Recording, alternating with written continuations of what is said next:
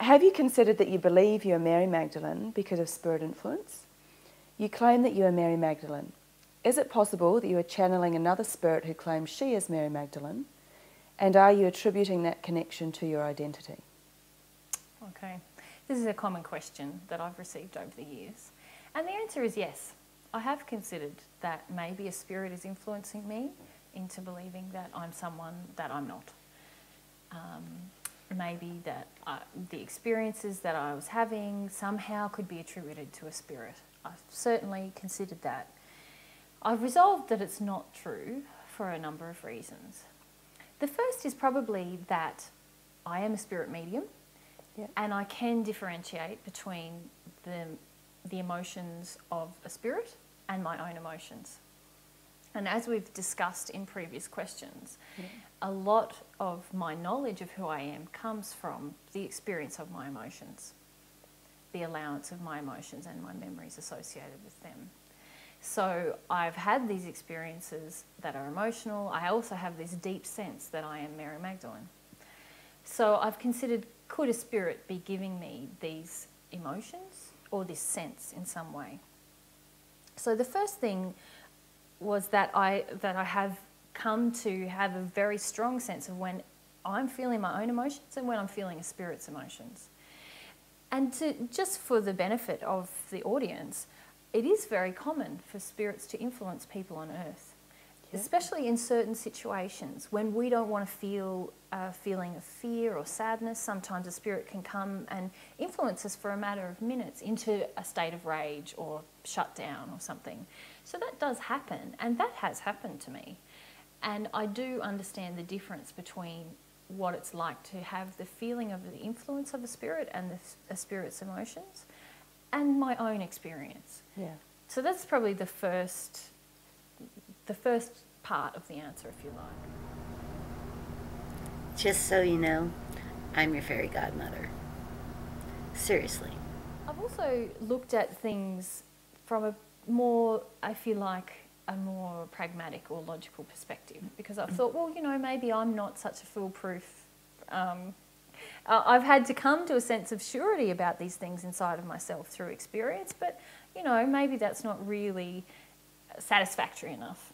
Because, as I've said earlier, I was really shopping for reasons why maybe I wasn't Mary Magdalen. So you'd be double proof. Yes, double proof.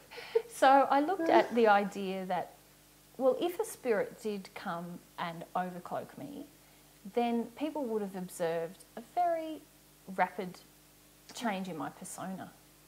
I would have been like Mary Luck one day and then suddenly completely different and full of surety about who I am. This is what we see with other people who become overcloaked and believe that they're someone else. There's often a rapid and immediate and dramatic change in their personality, in the way that they behave and the things that they say and that they do. And for me, we haven't seen that. No. That hasn't happened. It's only been through me developing more and more humility that I think that people are able to observe now some growth in me and some changes in my demeanour that are actually the result of me growing in humility and some truth and some love. And so there's a gradual process occurring before people's eyes and not an immediate one. And there's also been this aspect of me trying to rationalise my way out of what I already believed to be true, which is not very common for people who are overcloaked. Yeah. Usually they gain surety and that's it, and they sort of remain this static person while that spirit is with them. Yeah. Yeah. Yep. The other thing probably within that also is that if I was just having a lot of emotional experiences that were not my own but from a spirit, then because of the way the soul is constructed, that wouldn't help the spirit to grow and it wouldn't help me to grow. Yeah. Because each person has to experience and release emotions from themselves, for them to be free of them and to grow. If I was in some kind of a relationship with a spirit and they were giving me emotions or experiences, then I wouldn't be resolving things, and I am resolving things. We are seeing a growth in me albeit sometimes quite gradual and slow. There are changes happening. And I also feel more connected to myself and more connected to God when I experience myself and my emotions. And that wouldn't be able to occur if it was a spirit with me. Yep. And I suppose maybe to expand on this even further, if I was being influenced by a spirit who was in a low condition of love in the spirit world, and they wanted some attention or glory or power, or they wanted to avoid themselves in some way by influencing me here on earth to say and believe that I'm Mary Magdalen, then because of the way the different laws of God operate upon my soul and that spirit's soul, you would actually be seeing a degradation in my condition and their condition. And so if they were influencing me and degrading in condition, you would actually be seeing someone who was becoming more nasty, more narcissistic, more selfish, more unhappy. And I actually think we're seeing the reverse. I can vouch that we're seeing the reverse. And probably the last possibility is if I wasn't Mary Magdalen and I was being influenced by a spirit who is Mary Magdalen, if that's a hypothetical idea, then, and that Mary Magdalen is in a high condition of love, and they came along and influenced me, perhaps to do some good or something in the world, as soon as they saw that I was saying that I was Mary Magdalen and I wasn't, then they would cease their influence of me. So I feel very confident that exhausts all the possibilities for how a spirit could be. Don't be asking me how I know I'm your fairy godmother. Check out the crown, yo.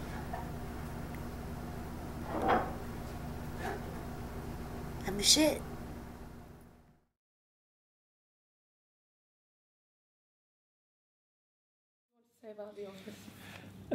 Yes, what I would probably like to say firstly to the viewers is that we are actually now inviting any member of the public or any person who is connected with Divine Truth in any way to interview us. They need to be respectful in the way that they interview, and they also need to be aware that there might be a group of questions that exceed the amount of questions they've personally asked that will be added to their interview. But we'd be happy to have different people interviewing us from the public, as long as they are content to actually have these interviews placed on YouTube. And the reason why we're doing that is that some people will be asking more introductory type of material that would best be answered through the interview process, and then presented to the public in an introductory manner.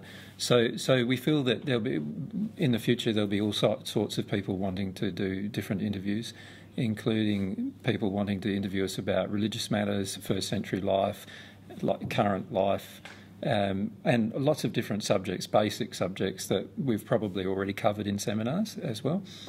Now, if people want to be involved in the interview process, that all they need to do is send an email, to office@divinetruth.com, and then that process will be engaged, and they have to nominate the subject that they would like to interview me on.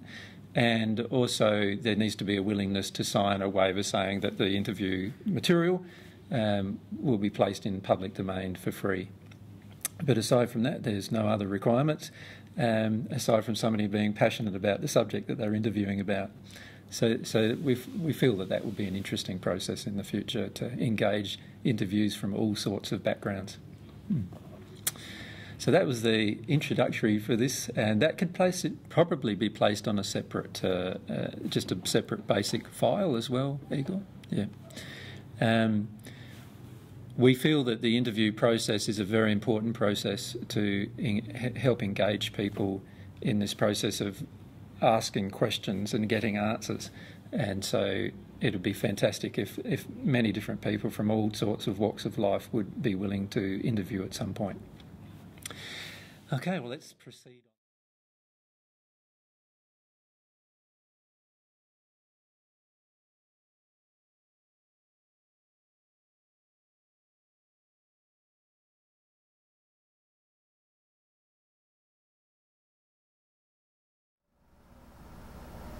Okay, I think it's a must. Jesus, Please let me interview you. I promise I will put it up on YouTube.